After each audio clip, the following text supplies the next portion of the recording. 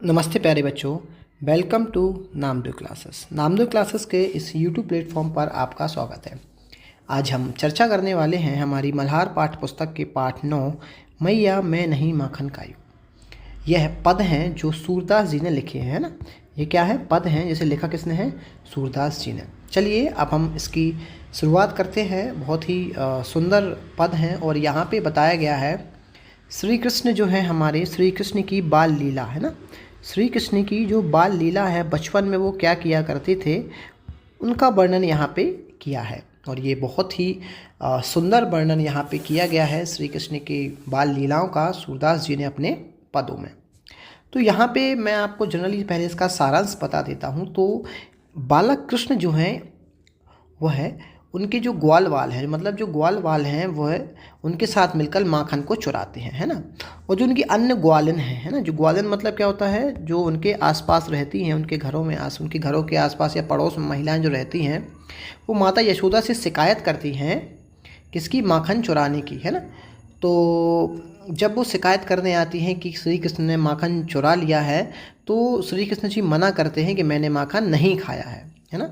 श्री कृष्ण जी कहते हैं कि मैंने माखन नहीं खाया है, मैं तो इतना छोटा सा बालक हूँ और उतने बड़े छीके से, जो मतलब छीका मतलब क्या होता है? जहाँ पे माखन टंगा रहता है, कैसे ले सकता हूँ इतने बड़े? आप तो वैसे भी मैं सारा दिन वन में भटकता रहता हूँ, है ना। तो ये सब वो अपने पक्ष में बोलते हैं, अपने तर्क देते हैं श्री कृष्ण माता यशोदा को। इसका ही वर्णन सूरदास ने बहुत ही सुंदर शब्दों में किया है। चलिए आज हम उस पर डिस्कस करेंगे। चलो स्टार्ट करते हैं हम हमारे मैया मैं नहीं माखन खायो। श्री कृष्ण जी क्या बोल रहे हैं कि मैया माता यशोदा से कहते हैं, माता मैंने माखन नहीं खाया। यहाँ मैया का मतलब होता है प्यारे बच्चों माँ, है ना। माँ या माता। मैं मतलब मैं खुद, नहीं मतलब होता है नहीं, नो। माखन मतलब माखन और खाया मतलब खाया। मैया मैंने माखन नहीं खाया है। चलो अब शुरुआत करते हैं। मैया मैं नहीं माखन खायो। मैया मैंने माखन को नहीं खाया है ना। भोर भयो गैयन के पाछे। भोर मतलब होता है यहाँ पे सुबह। भोर मतलब क्या होता है? मॉर्निंग। भयो मतलब होता है होते ही, सुबह होते ही। भयो मतलब क्या होता है प्यारे बच्चों? होते ही। गैयन मतलब होता है काऊ, गाय। पीछे मतलब पाछे मतलब पीछे, मतलब सुबह होती ही आप मुझे गाय के पीछे मधुबन मोही पठायो, मधुबन भेज देती हो। मधुबन मतलब क्या है? एक वन है। मधुबन क्या है प्यारे बच्चों? एक वन है जहाँ पे श्री कृष्ण अपने साथियों के साथ गाय चराने जाते हैं, है ना। तो मधुबन मोही पठायो। मोही मतलब होता है मुझे। मोही मतलब क्या होता है? मुझे। पठायो मतलब भेज देती हो। मतलब सुबह होती ही आप मुझे गैयों के पीछे सॉरी मधुबन भेज देती हो गाय को चराने। चलो। चार पहर बंसी भट भटकियो, सांझ परे घर आयो। अब देखो यहाँ पे क्या कह रहे हैं कि बंसी भट पर मैं 4 पहर अर्थात पूरा दिन व्यतीत करता हूँ, है ना। यहाँ पे बंसी वट मतलब क्या होता है? एक बट वृक्ष होता है ना, एक वृक्ष होता है जिसके नीचे श्री कृष्ण बांसुरी बजाते थे, है ना। सॉरी। तो वहाँ पे आप मुझे भेज देती थी सुबह से बंसी वट पर, और शाम होते सांझ परे घर आयो। सांझ मतलब होता है शाम। सांझ मतलब क्या होता है? शाम। और परि मतलब होता है होने पर। परि मतलब क्या होता है? होने पर। घर आयो, शाम होने ही पर मैं घर आता हूँ, है ना। शाम होते ही मैं घर आता हूँ। चलो आगे देखते हैं अब हम। मैं मालक बहियन को छोटो, छीको के ही विधि पायो। अब श्री कृष्ण जी कहते हैं, जब उनके पास शिकायत आती है कि आपने माखन चुराया है, ग्वाले ने जो शिकायत करके आती है, तो वो अब अपने पक्ष में क्या तर्क दे रहा है? मैं बालक बहियन को छोटो। मतलब क्या कहते हैं कि मैं तो बालक हूँ, है ना। मैं तो बालक हूँ और मेरी बहियन, बहियन मतलब बाहें, हाथ, है ना।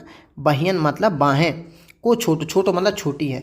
मेरे हाथ माता बहुत छोटी है, मेरी जो बाहें हैं बहुत छोटी हैं। छीको मतलब क्या होता है? जिस पर लटकाकर माखन या घी को रखा जाता है ना। और के ही मतलब किस, विधि मतलब कोई भी उपाय, है ना, या प्रकार। पायो मतलब ले सकता हूँ। मतलब मेरे इतने छोटे छोटे से हाथ हैं माता, मैं कैसे माखन को छीकों से, बड़े बड़े जो छीके रहते हैं, टंगे रहते हैं, उन तक तो मेरे हाथ भी नहीं पहुँचते, है ना। मैं कैसे माखन को यहाँ पे ले सकता हूँ? यहाँ पे श्री कृष्ण बोल रहे हैं। चलो आगे देखते हैं। ग्वाल बाल सब बैर परे है। ग्वाल बाल मतलब क्या होता है? ग्वालों के बच्चे और उनके मित्र कृष्ण जी के। बैर मतलब दुश्मन। बैर मतलब क्या होता है? दुश्मन, है ना। बैर मतलब दुश्मन। परे है मतलब परे मतलब पढ़ना, है ना। मतलब ग्वाल वाल मेरे सब दुश्मन हैं। यहाँ पे क्या बोल रहे हैं कि ग्वाल वालों ने मिलकर अपनी दुश्मनी के कारण ज़बरदस्ती यहाँ पे मेरे मुख पर उन्होंने माखन लगा दिया। बरबस मुख लपटायो, क्या कह रहे हैं कि ग्वाल वाल तो सब मेरे दुश्मन हैं, उन्होंने ज़बरदस्ती मेरे मुख पर, बरबस मतलब क्या होता है, ज़बरदस्ती, ये बरबस, बरबस मतलब होता है प्यारे बच्चों ज़बरदस्ती, मुख लपटायो, लपटायो मतलब लगा दिया है ना। मेरे मुख पर ज़बरदस्ती ग्वाल वालों ने माखन को लगा दिया है। अब आगे देखो, हे माँ तू माता मन की अति भूरी, तू मतलब तुम, माता मतलब माँ, मन मतलब मन, की मतलब होता है की, अति मतलब अत्यंत, बहुत, भूरी, भूरी मतलब भूली। माता तू मन की बहुत भूली है, तू मन की बहुत भूली है। इनके मतलब जो ग्वालिन हैं या फिर जो ग्वाल वाल शिकायत कर रहे हैं, इनके कहीं पतियायो, पतियायो मतलब होता है प्यारे बच्चों झूठी बातों में आना। पतियायो मतलब क्या होता है, झूठी बातों में आना। तू इनकी झूठी बातों में आ जाती है माता। तू हे माँ तू मन की बहुत बोली है, भोली है, इनकी बातों में आ जाती है, इनकी झूठी बातों में आ जाती है। आगे देखें, आगे यस, जिए तेरे कुछ भेद उपजी है, जानी परायो जायो। फिर माँ को कहते हैं कि तेरे मन में, है ना। जिए, जिए मतलब होता है प्यारे बच्चों मन, जिए मतलब क्या होता है मन, जिए मतलब मन या हृदय। तेरे मतलब तेरे, कछु मतलब कुछ, भेद मतलब होता है भेदभाव, उपजी मतलब उत्पन्न होना। हे माता कहते हैं कि, फिर माँ को कहते हैं तेरे मन में कुछ भेद उत्पन्न हो गए हैं, है ना, तेरे मन में कुछ भेद उत्पन्न हो गए हैं।